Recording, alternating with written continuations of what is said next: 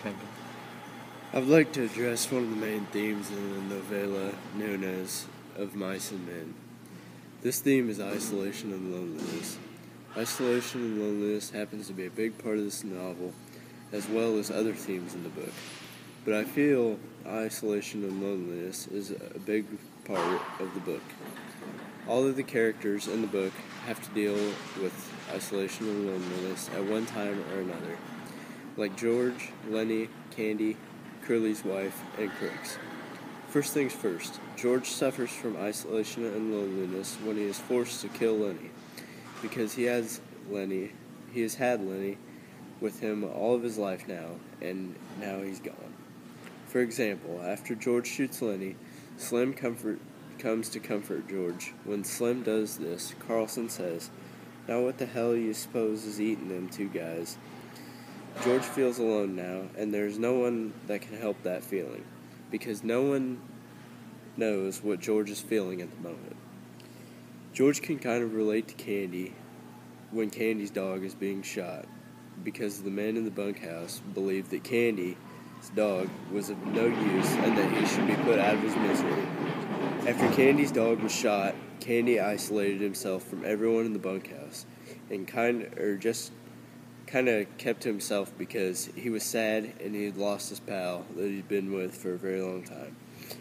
The men didn't know it, but Candy's dog was actually Candy's companion that kept with him throughout any type of situation and kept him company. Candy shows his sorrow when he speaks to George. He says, "You see what they done to my dog tonight." They says he wasn't no good to himself or nobody else. When they can me here, I wish somebody'd shoot me.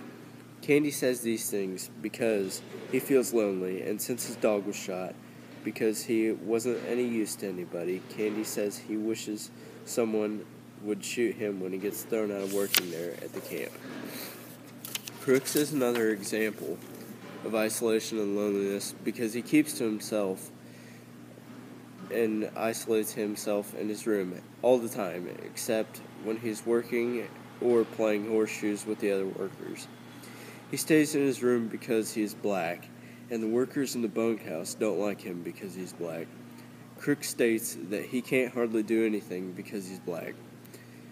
Lenny asks Crooks, why isn't he allowed in the bunkhouse? And Crooks responds with this, "'Cause I'm black. They play cards in there, but I can't play because I'm black.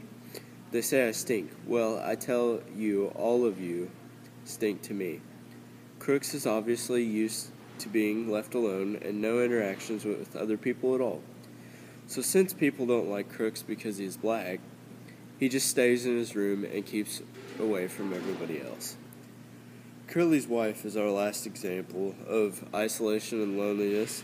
She is lonely and isolated because all she does is sit in the house all the time.